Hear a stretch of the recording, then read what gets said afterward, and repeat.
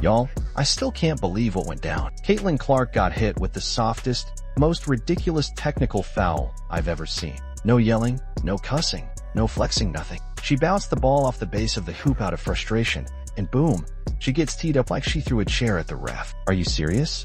It was harmless, just a player keeping her cool without blowing up, and the refs treat it like a major offense. And if that wasn't wild enough, not even 5 minutes later, she goes up in the air and gets completely clobbered. Full body check. No call. Nothing. It's almost like the officials wanted to send a message, like they were trying to check her in her own preseason game. But instead of folding, Clark lit the place up. This was the Fever's final stop before the regular season, facing off against the Atlanta Dream with an undefeated preseason record on the line. Things started off fairly normal, both teams trading buckets early. Then Caitlin kicked it into gear with a coast-to-coast drive that left every white jersey in the dust. Momentum started building, and she drilled her first three to stretch the Fever's lead to 21-6. That top-of-the-key stroke was smooth, and not long after, she came off a curl and knocked down another tough three. She followed it up with a pinpoint laser pass to Sophie Cunningham cutting to the hoop, showing that next-level vision she's known for. Then Sophie kept it rolling by knocking down a straightaway triple to help hold off the Dream's early run.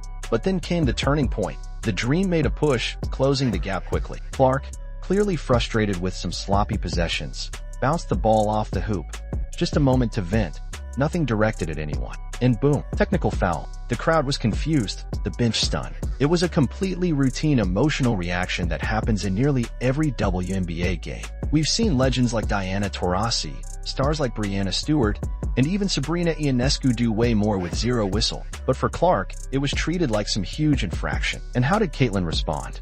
Not with complaints. She came down and cooked a rookie defender with a filthy step-back three. Ice cold, but even that wasn't safe. As soon as she hit the shot, people started crying about an offensive push-off. Watch the replay, it was minimal contact, something that happens every trip down the court. The same exact move other WNBA players pull off possession after possession without issue. But suddenly it's a problem when Clark does it?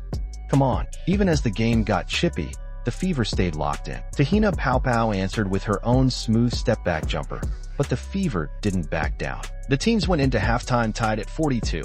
But the third quarter was where Caitlin and Aaliyah Boston started clicking. They pulled off a gorgeous two-player action, ending with a silky left-handed layup by Boston. As momentum shifted, Kelsey Mitchell joined the party with a slick move on Alicia Gray, widening the gap. The chemistry is starting to show, but the drama and the whistles, or lack of them, were what had everyone talking by the end of the night. Well, Kelsey Mitchell the Dipsy due to with less than 5 minutes left in the third quarter and the Fever holding on to a slim 2-point lead, Caitlin Clark took matters into her own hands. She blew past her defender with a burst of speed and went hard to the rim, as locked on the basket. But just as she was about to finish the play, Ryan Howard came flying in and hit Clark midair, sending her crashing to the floor. It wasn't just contact. It was a hard, dangerous foul that could have caused serious injury. Howard then stood over her, staring down in a way that said more than words ever could. It was blatant, it was excessive, and yet the referees said nothing. No whistle, no review, just silence.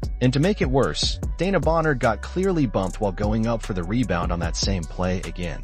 No call. At that point, it didn't feel like missed calls. It felt like a message. The kind of message that says, we're not protecting you, no matter who you are. But Clark didn't react emotionally. She didn't argue or throw her hands up. Instead, she got up and answered the only way she knows how, by making plays. On the very next possession, she launched a full-court dime to Bonner, dropping a touchdown-style assist to close the quarter with the Fever leading 63-59. In the fourth quarter, it was Lexi Hull who stepped into the spotlight. She attacked with purpose, hitting big-time buckets and finishing a tough N1 drive that gave the Fever the breathing room they needed. Her hustle and focus shifted the momentum for good, and the Fever pulled away with an 81-76 road win, completing their perfect 3-0 preseason run. While Clark wasn't the leading scorer, finishing with 13 points, including 3 from deep, she still made her presence felt with 7 assists and 6 rebounds. But anyone who watched knows the box score didn't tell the whole story. The real headline out of Atlanta wasn't the Fever's win or Clark's stats.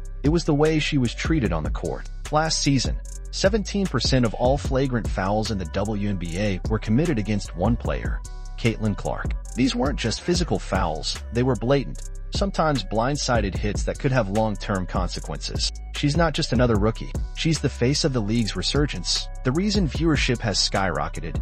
The reason arenas are selling out and the media is paying attention. And yet, game after game, she's getting targeted with little to no protection. The situation in Atlanta wasn't an isolated incident. It's part of a trend. You have to ask, why would the WNBA allow this? Is it jealousy? A reluctance from a league that hasn't seen this level of attention in decades? Or is it something deeper, a resistance to what Caitlin Clark represents?